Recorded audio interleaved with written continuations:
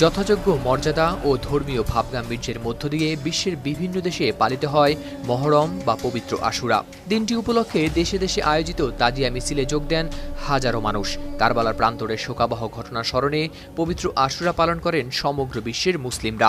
শিয়া মতবাদের অনুসারীদের মধ্যেই এই দিনটি পালনের চর্চা দেখা গেলেও সব মুসলিমদের কাছেই দিনটি গুরুত্বপূর্ণ। মুসলিম দেশগুলোতে নিজস্ব ঐতিহ্য অনুযায়ী গুরুত্বের সঙ্গে পালন করা হয় আশুরা। বিশ্বের বিভিন্ন দেশে যেভাবে পালন করা হয় এই দিন তাই জানাবো আজ। ইরানে বিশেষভাবে পালিত হয় মহরম।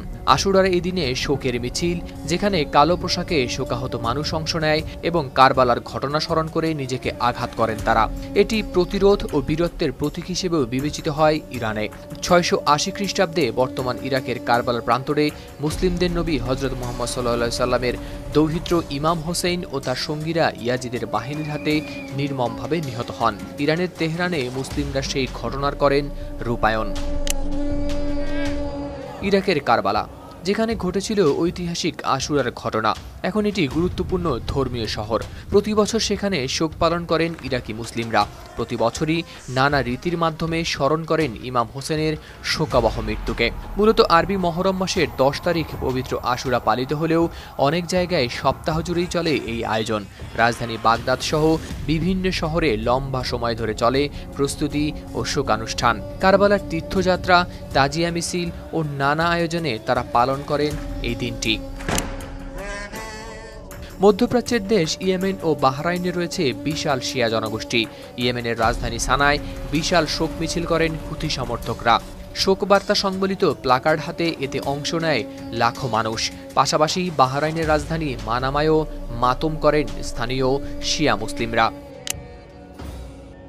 তুরস্কের শিয়া অনুসারী জাফরি সম্প্রদায়ের মানুষ অন্যদের চেয়ে বেশ আলাদাভাবেই পালন করেন আশুরা।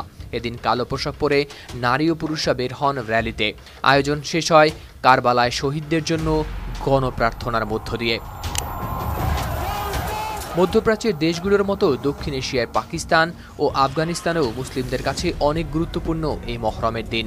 এদিন দুই দেশেই মাতম করেন মুসলিমরা। কারবালার ঘটনা স্মরণে তাজিয়া মিছিল করে নিজেদেরকেও রক্তাক্ত করেন তারা। মহরমের এই আয়োজন থেকে বাদ যায়নি পার্শ্ববর্তী দেশ ভারতও।